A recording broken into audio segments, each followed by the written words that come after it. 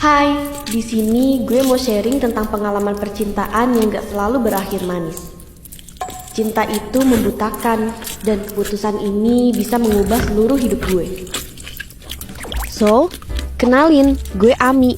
Saat ini umur gue baru 18 tahun. Sekarang gue udah menyandang status istri dan calon ibu yang 4 bulan lagi brojol. Yap, lu gak salah denger guys. Dulu gue dikenal sebagai gadis yang religius, gak pernah ninggalin sholat, rajin ngaji, dan jarang keluar rumah untuk hal yang gak penting. Tapi berawal saat gue memasuki usia 16 tahun, pas kelas 2 SMA, semuanya berubah. Entah karena rasa penasaran atau karena pengaruh lingkungan, gue sering banget tuh gonta-ganti pacar. Baru putus nih, gue udah nyiapin backupan cowok lagi dong. Rasanya kayak kesenangan sesaat yang ngebuat gue merasa diinginkan. Sampai akhirnya gue lagi main Facebook. Tiba-tiba lewatlah status cowok ganteng nan cute. Iseng-iseng lah tuh tukeran WA. Udahlah tuh, makin lama kok makin banyak banget yang chat gue. Tapi dari sekian banyak orang yang ngechat, cuman dia yang gue rasa ngeklik di hati gue. Kita deket cuma hitungan hari.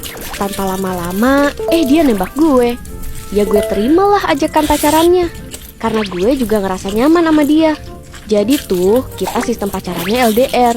Masih satu kota sih, tapi beda kecamatan, dan jarak tempuhnya 1 jaman lah. Hubungan kita terasa sempurna deh, kayak di FTV gitu. Dia orangnya romantis, perhatian, dan pintar ngambil hati gue. Jadi kita gak pernah ribut. Nah, kebetulan banget waktu itu gue ada praktek renang. Pas kelar renang, kita janjian ketemuan buat pertama kalinya cuy. Dia pun ketemu gue gak cuma tangan kosong, tapi dia bawa hadiah boneka yang gede banget. Makin cinta dah gue, au. Setelah pertemuan pertama itu, kita jadi makin sering ketemu. Sampai suatu hari dia ngajak gue ke rumahnya. Jujur, gue bingung izin ke ortu sih, karena gue sejarang itu keluar rumah. Tapi karena gue udah remaja menuju dewasa kali ya, jadinya ortu gue ngizinin. Asik.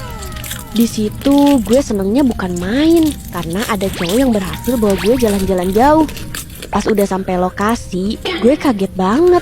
Kok bentukannya kayak kosan? Ternyata dia bawa gue ke kosan temennya dong. Saking cintanya, gue sih percaya aja dan gak ada pikiran aneh-aneh ke dia. Orang dia cowoknya gak neko-neko juga selama ini. Nah, mulai dari situlah gue tahu kenapa dia baik ke gue, karena emang ada maunya. Dari situlah gue terjebak dalam pergaulan bebas. Sejak hari itu juga kita sering ngelakuin skidi papap layaknya suami istri. Gue saking terlalu cinta sampai gak bisa bilang enggak. Gue takut kehilangan dia, sampai lupa ngejaga harga diri gue sendiri. Hubungan kita berjalan hampir 2 tahun. Sampai akhirnya setelah lulus, gue sadar kalau gue telat men. Panik abis. Langsung lah gue beli test pack, dan hasilnya 2 garis alias positif. Gue bunting anjir. Gue bener-bener gak tahu harus ngapain. Dunia gue runtuh, bingung, nyesel, dan nangis tengah malam tiap hari. Gue gak tahu harus cerita ke siapa. Gue minta pertanggungjawaban dia, tapi hubungan kami malah makin renggang. Kita bahkan sempat berencana ngegugurin ini, dan gue juga sempat mikir buat ngakhirin hidup gue. Tapi gue sadar Tuhan masih sayang sama gue dan jabang bayi ini. Ini sebagai bentuk tanggung jawab dan peringatan atas perbuatan dan kesalahan yang gue lakuin. Gue pun ngumpetin kehamilan gue sampai usia 5 bulan, karena cowok gue gak ada tanggung jawabnya, dan hubungan gue gak pernah baik. Akhirnya gue memberanikan diri buat ngebuka semuanya ke ortu dia. Untungnya ortunya mau tanggung jawab dan nyuruh untuk segera nikah. Dan akhirnya gue jujur ke keluarga gue juga soal ini. Ortu gue shock dan kecewa berat. Gue cuma bisa nangis pada saat itu. Setelah perbincangan sengit itu, keesokan malamnya kita resmi menikah. Sekarang gue tinggal sama mertua. Gue sedih banget. Suami gue cuek bebek. Gue pikir setelah ijab kabul, cinta dia bersemi lagi dan bisa membimbing gue. Tapi ternyata semua di luar dugaan gue. Dia masih dengan mudah dan santainya melakukan ini itu. Sibuk sama hobinya, nongkrong sampai pagi. Sedangkan gue cuma bisa nerima takdir yang udah gue pilih sendiri. Gue ngerasa tinggal bersama, bukan hidup bersama. Hari-hari gue terasa sendiri. Gue butuh support system di masa kehamilan ini. Karena hamil di usia dini, bikin badan gue gampang capek. Boro-boro kehadiran dia, atau sekedar nanya gue butuh apa, atau dengerin gue cerita. Nafkah 1000 perak pun gak pernah. Gue sering banget kepikiran buat pergi. Tapi kemana? Gue gak punya tempat pulang selain rumah ini. Kalau gue balik ke rumah ortu, gue udah bikin mereka kecewa dan malu. Meskipun begitu, gue tetap bertahan dan berharap suatu saat nanti dia bakal berubah. Gue coba bicara baik-baik, tapi dia bilang gue terlalu banyak nuntut ini itu.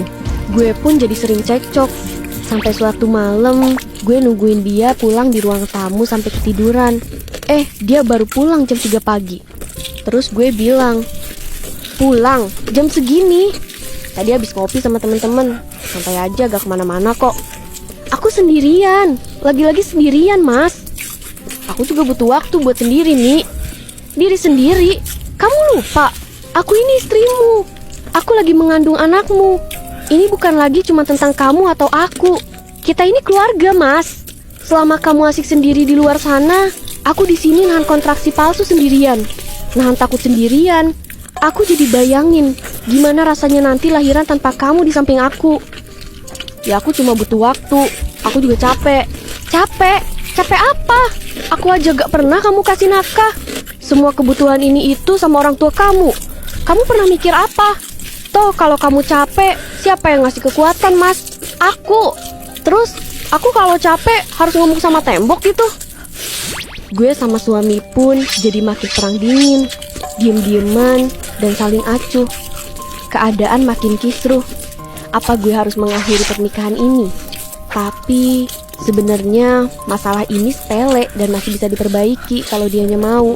Padahal gue cuma pengen dihargai keberadaannya dan dikasih perhatian sedikit aja.